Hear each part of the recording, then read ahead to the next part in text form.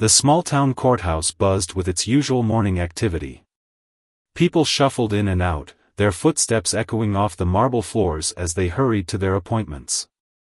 Among them was a man in his early 60s, dressed in worn-out jeans and a faded blue work shirt.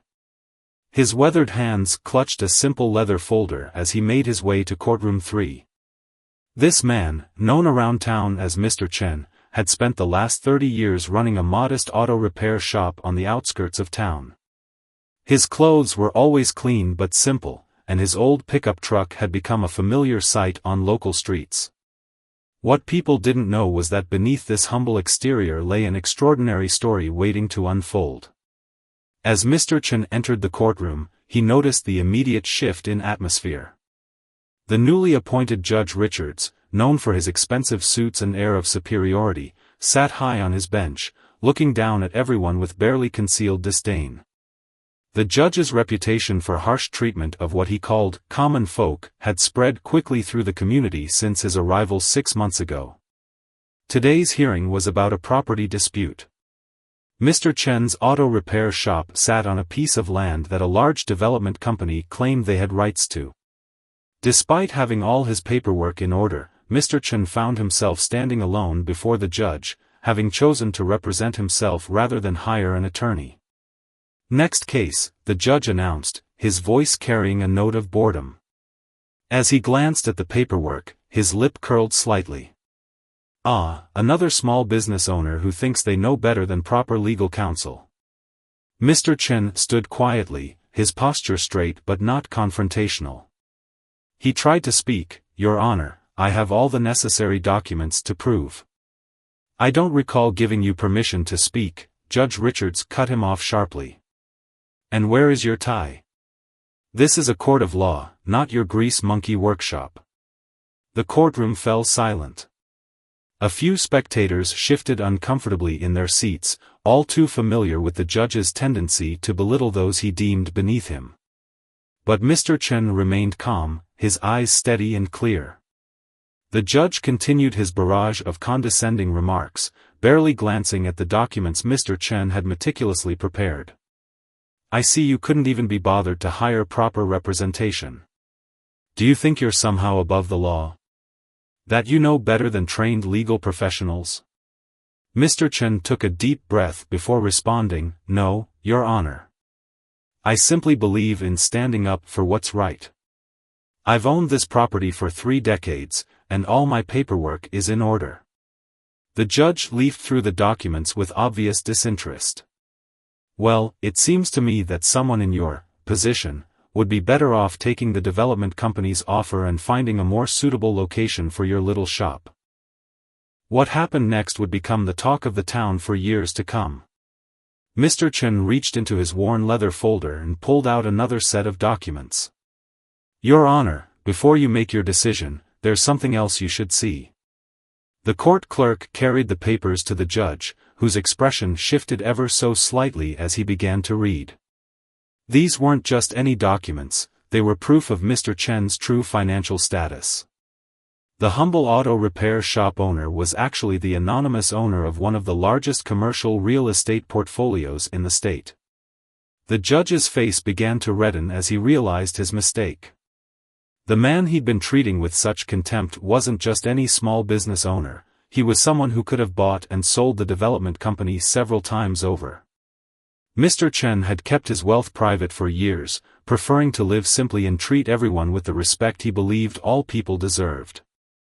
The courtroom remained silent, but the tension was palpable. The judge's hands trembled slightly as he set the papers down, his previous arrogance melting away like ice in the summer sun. Mr. Chen stood there, unchanged, his dignity intact despite the judge's attempts to strip it away. Little did anyone know, this was just the beginning of a story that would challenge everything the town thought they knew about wealth, power, and the true measure of a person's worth. Mr. Chen's revelation would set in motion a series of events that would change not just his life, but the entire community's perspective on what really matters in life. The news of what happened in courtroom 3 spread through the town like wildfire. By sunset, the local diner was buzzing with conversations about Mr. Chen, the unassuming auto shop owner who had just revealed himself as one of the state's wealthiest property owners. But while others talked, Mr. Chen simply returned to his shop, changed into his work clothes, and continued fixing cars as if nothing had happened. That evening, as Mr. Chen was closing up his shop, he received an unexpected visitor. Judge Richards's sleek black luxury car pulled into the gravel parking lot, looking out of place among the practical pickup trucks and modest sedans that usually occupied the space. The judge stepped out, his expensive suit now wrinkled from a long day of proceedings, his usual air of superiority replaced by something that looked almost like shame. "Mr. Chen," the judge called out, his voice lacking its earlier courtroom authority. "I believe I owe you an apology." Mr. Chen wiped his hands on a clean shop rag and walked over to meet the judge. The setting sun cast long shadows across the auto shop's weathered exterior, a building that had witnessed 3 decades of honest work and countless acts of kindness that the town was only now beginning to understand. "Judge Richards," Mr. Chen replied quietly, "an apology isn't necessary if it's only because you discovered I have money." The judge's face flushed red again, but this time from genuine embarrassment. He hadn't expected such a direct confrontation of his true motives. The silence between them was heavy with unspoken truths about privilege, respect, and the masks people wear. "You see that car over there?" Mr. Chen pointed to an old Honda Civic in the corner of his lot. "The owner is a single mother working 2 jobs to support her kids. I keep it running for her at cost because that's what neighbors do." "And that truck?" He gestured to a battered pickup. "Belongs to the high school janitor who needs it to haul supplies. I stay late every other Sunday to maintain it for him." Judge Richards shifted uncomfortably, beginning to understand that he was receiving a lesson far more valuable than any he'd learned in law school. Mr. Chen continued, his voice remaining gentle but firm. "I could have bought any auto shop in any big city. I could have lived in a mansion and driven expensive cars like yours.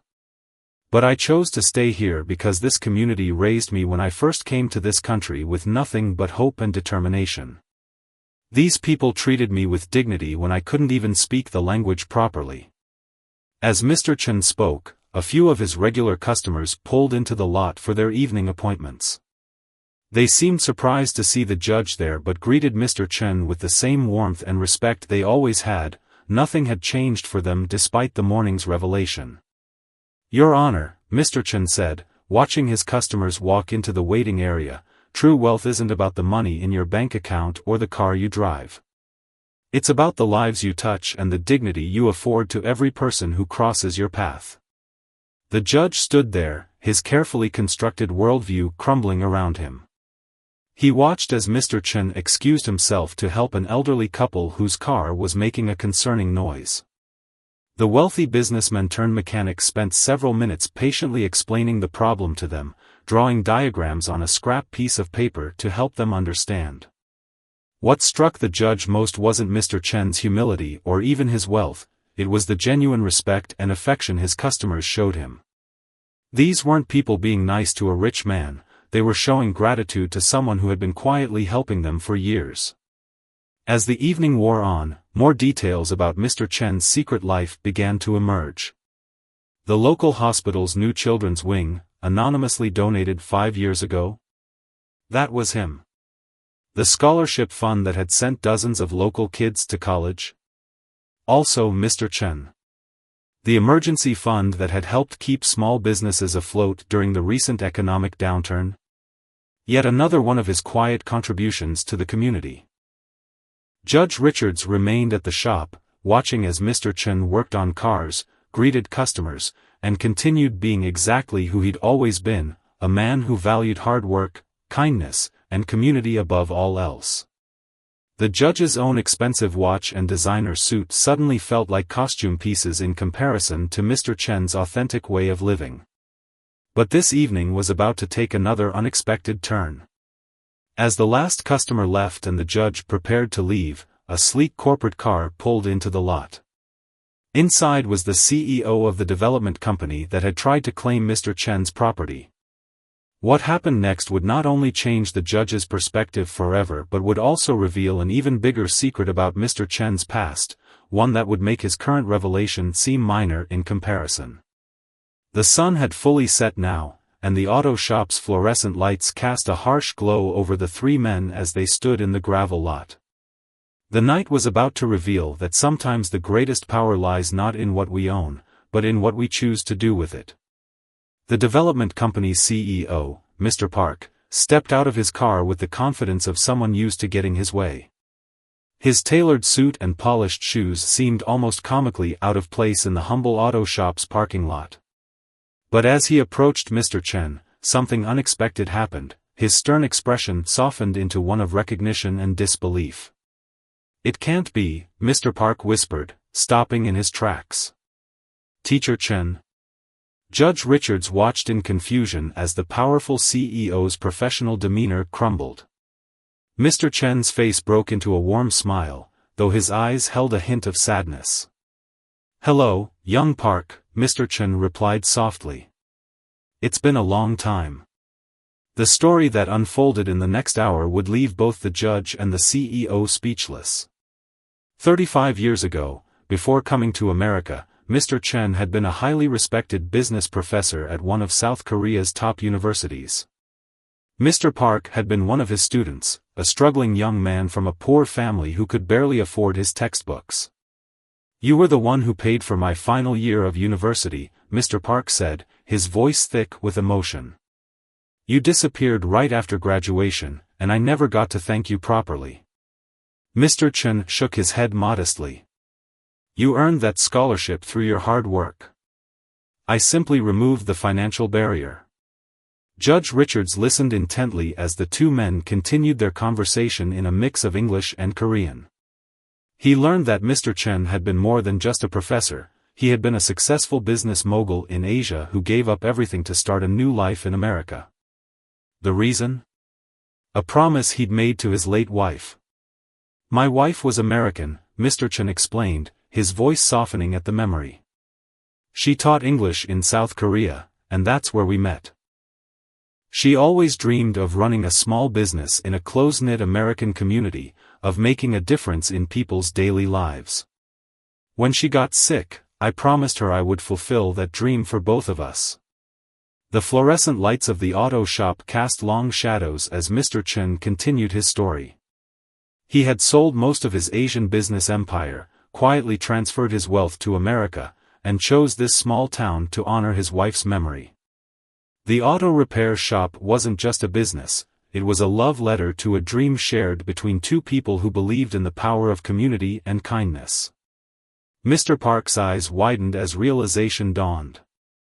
"The development project, we had no idea this was your property. Our research showed only a small auto shop owned by a simple mechanic," Mr. Chen finished with a smile.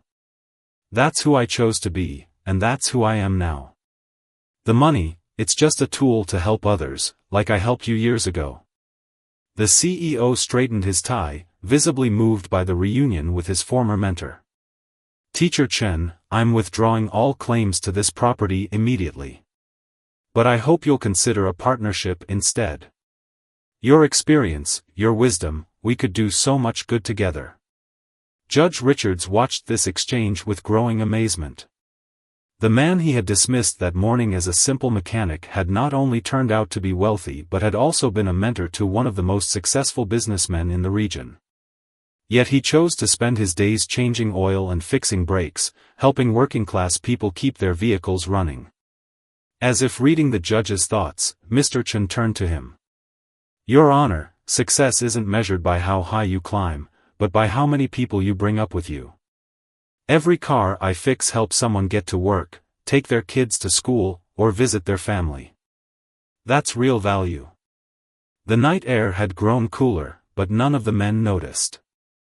They were too engrossed in a conversation that would lead to something unprecedented, a partnership that would transform not just their small town, but communities across the state. Mr. Park's development company had the resources, and Mr. Chen had the wisdom to ensure those resources would be used to help people who truly needed it. But just as the conversation seemed to be reaching a promising conclusion, a young woman rushed into the parking lot, out of breath and clearly distressed. She was one of Mr. Chen's regular customers, and her unexpected arrival was about to reveal yet another layer of the humble mechanic's secret life, one that would show both the judge and the CEO that they had still only scratched the surface of who Mr. Chen really was.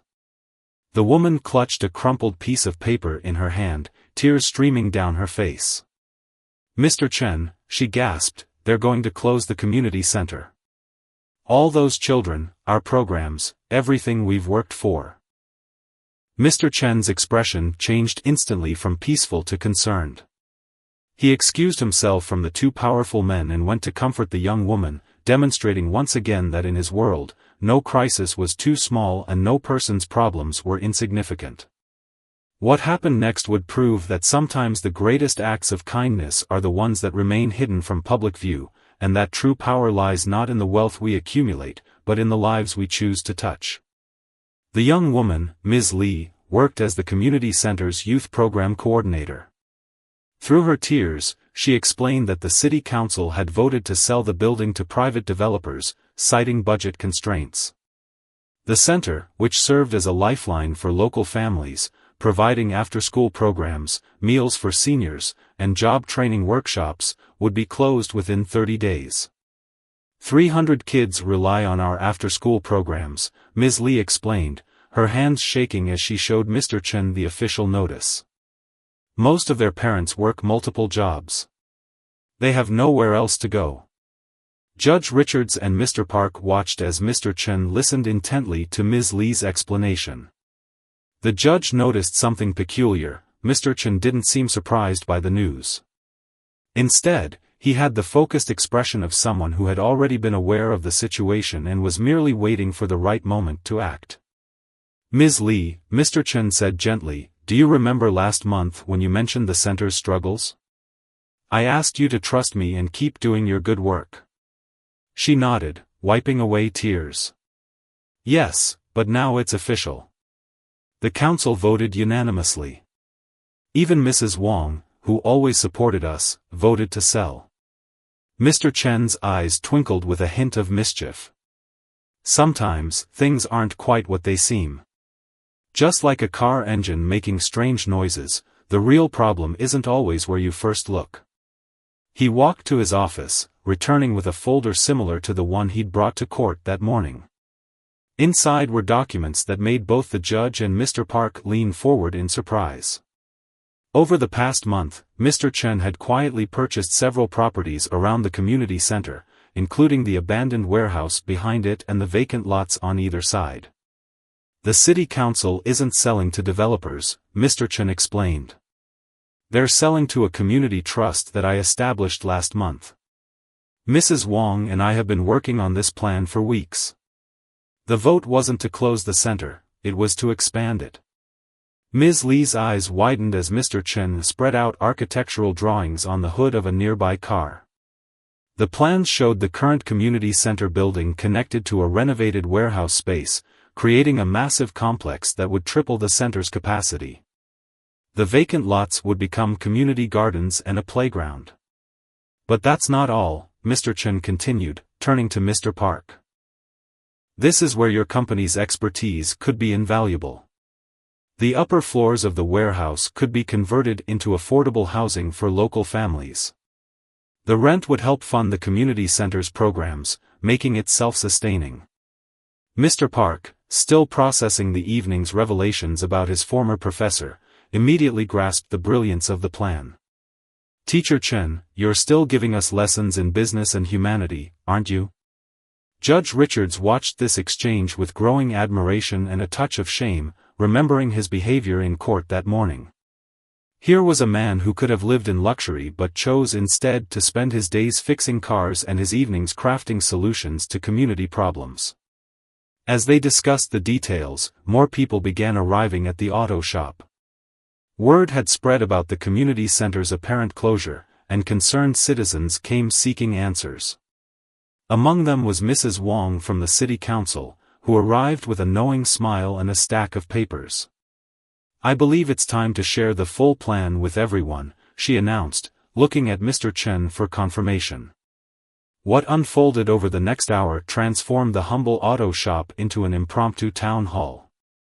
The fluorescent lights that usually illuminated car repairs now shone down on a community coming together to witness something extraordinary. Mr. Chen, still in his work clothes, stood beside Mr. Park in his expensive suit as they explained the vision for the new community complex. But just as hope began to rise in the gathered crowd, a new challenge emerged. A man pushed his way to the front, clutching a different set of documents. He was from the State Historical Society, and his news threatened to derail everything Mr. Chen and his allies had carefully planned. "The warehouse," the man announced gravely, "has just been designated as a historical landmark. Any renovation plans will need to go through years of review and approval processes." The crowd's excitement deflated, but Mr. Chen remained calm.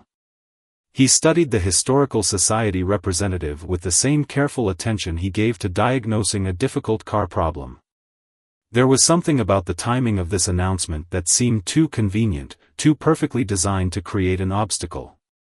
As Mr. Chen stepped forward to address this new challenge, Judge Richards noticed something that everyone else had missed, a subtle exchange of glances between the Historical Society representative and someone lurking at the back of the crowd.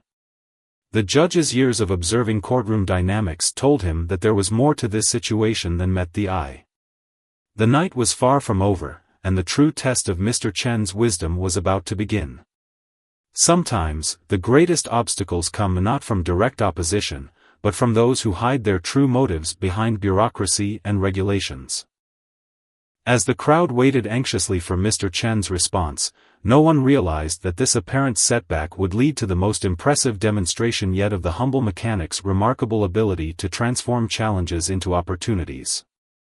The Historical Society representative, Mr. Thompson, stood with an air of bureaucratic authority, his announcement hanging heavily in the air. But Mr. Chen's response surprised everyone. Instead of showing frustration or defeat, he smiled and walked to his office filing cabinet. "Historical preservation is indeed important," Mr. Chen said, pulling out yet another folder.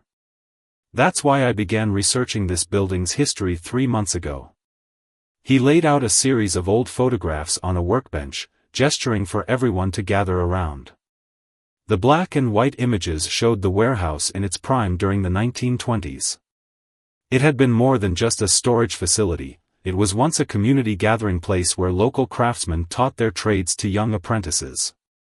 In one photo, rows of workbenches lined the main floor, with experienced artisans teaching woodworking, metalwork, and other practical skills to eager students. "This warehouse," Mr. Chen explained, his voice carrying across the now silent crowd, was originally built as a place of learning and community empowerment. Our renovation plans don't destroy that history, they honor it." Judge Richards watched as Mr. Chen turned to face Mr. Thompson directly. "And I believe you'll find these particularly interesting." He produced another set of documents, detailed architectural plans that had already been approved by the State Historical Preservation Office 6 weeks ago.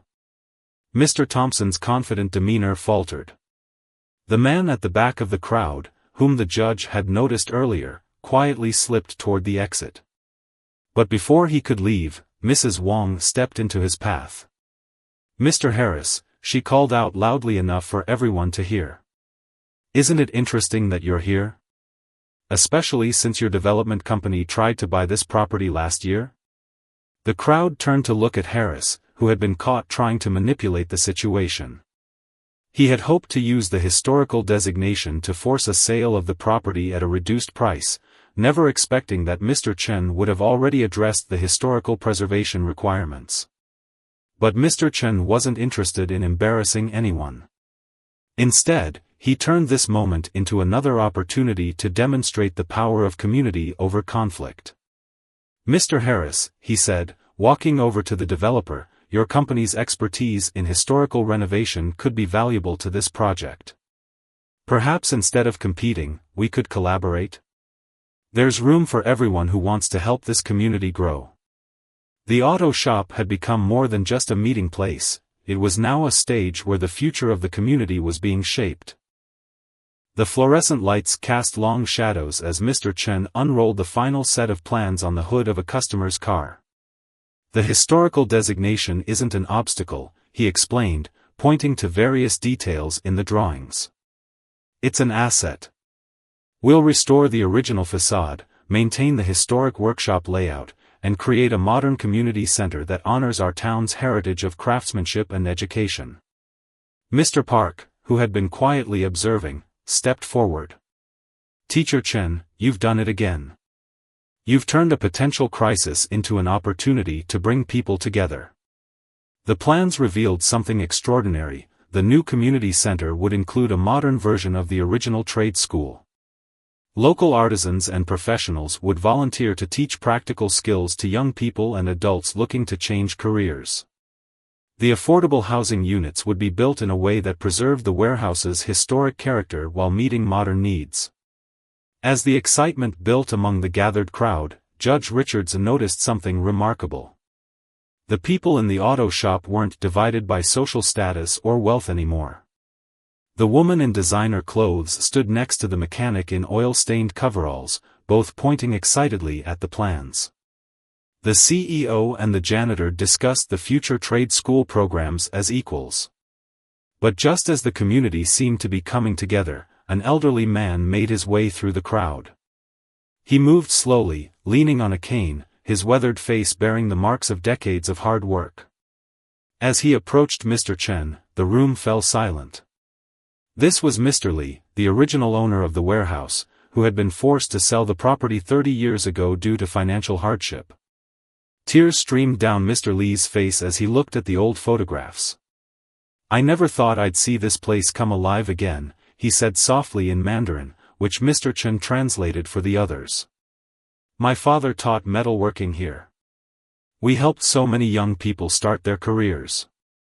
What Mr. Li said next would reveal an unexpected connection between his family's past and Mr. Chen's wife's dreams, adding yet another layer to the evening's remarkable story.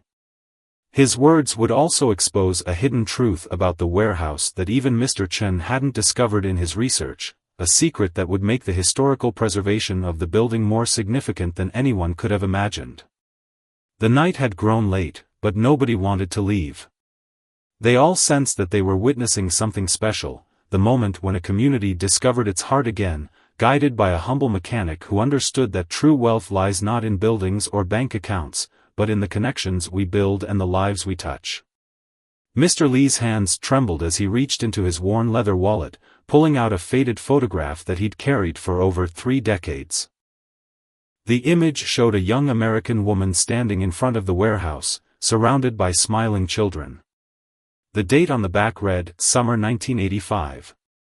This teacher, Mr. Li said in Mandarin, his voice quavering, she used to come here every summer to teach English to the neighborhood children.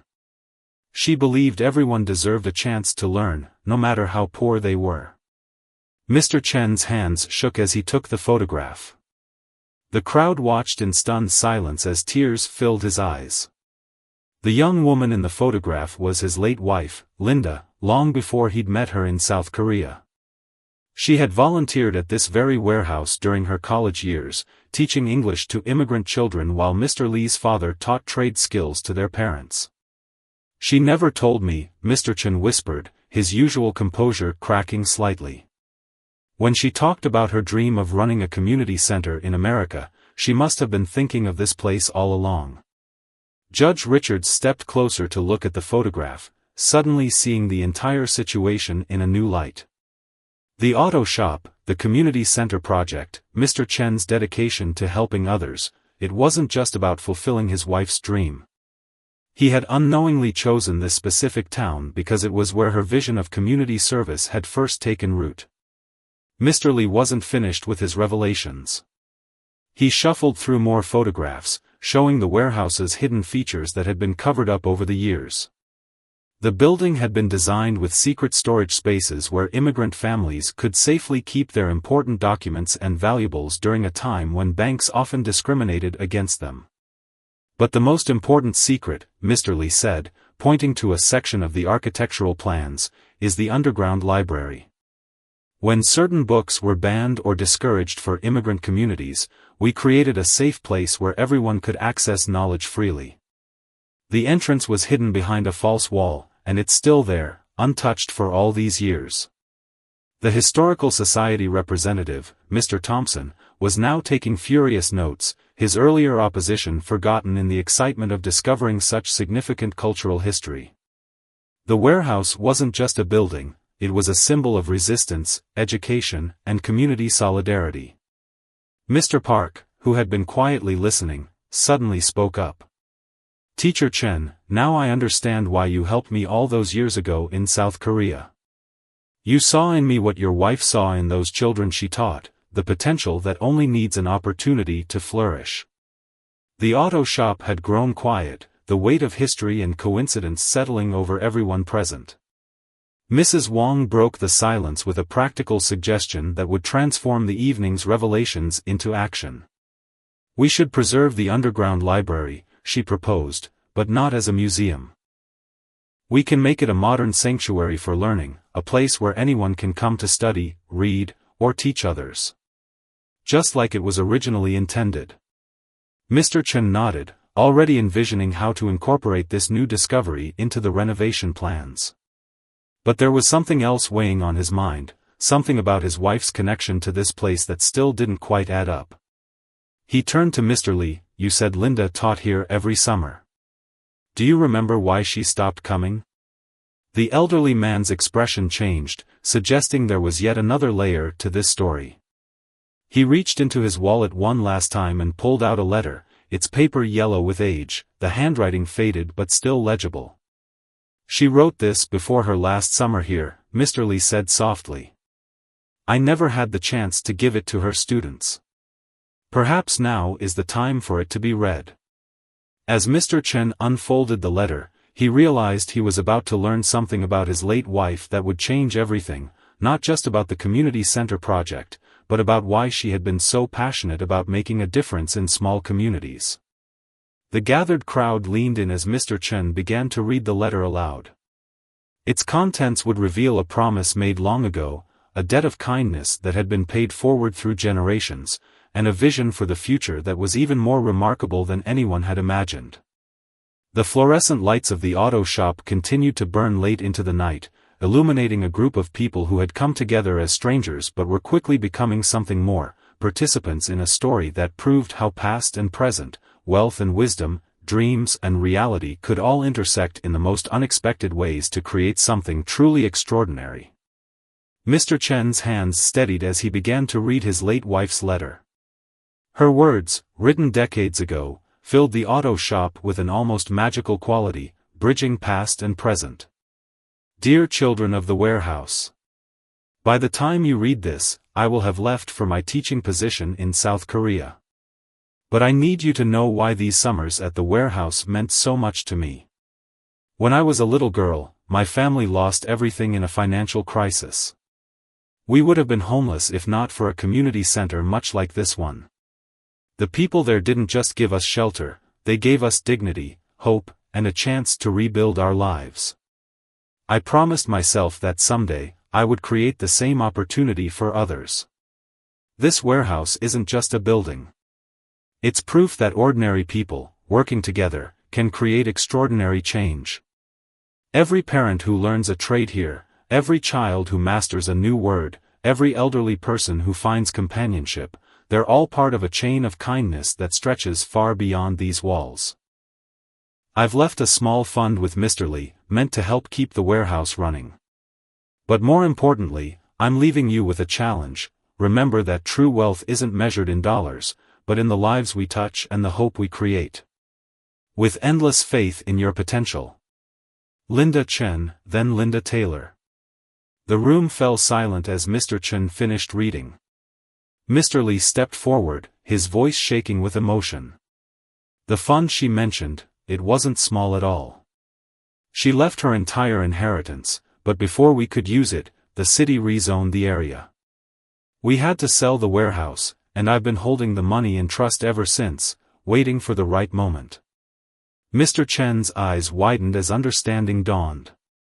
His wife hadn't just dreamed of running a community center, she had already started one, long before they met. And now, through an incredible series of events, he was completing her work without even knowing it. Judge Richards, who had witnessed the entire evening unfold, finally spoke up. "Mr. Chen, this morning in my courtroom, I thought I was dealing with a simple property dispute. Instead, I've received the most profound lesson of my career. Justice isn't just about following the law, it's about understanding the human stories behind every case." Mr. Park stepped forward, pulling out his phone. After a few quick calculations, he turned to the crowd. "If we combine the historical renovation tax credits, Mrs. Chen's trust fund, and matching corporate contributions, we can not only restore the warehouse but establish an endowment to fund its programs for generations." The community members who had gathered in the auto shop began sharing their own pledges of support. A local contractor offered his services at cost. A retired teacher volunteered to restart the English classes. The owner of the downtown bookstore promised to help stock the underground library. As the promises and plans multiplied, Ms. Lee, who had arrived earlier in tears over the community center's apparent closure, now stood with hope restored. "Mr. Chen, you've shown us that one person's kindness can echo through decades, touching lives they never even knew they'd reach." Mrs. Wong, who had kept the city council's true plans secret for weeks, smiled warmly. "And you've taught us that sometimes the wealthiest person in the room might be the one in coveralls, with grease on their hands and compassion in their heart." Even Mr. Harris, the developer who had tried to manipulate the Historical Society designation, approached Mr. Chen with genuine remorse.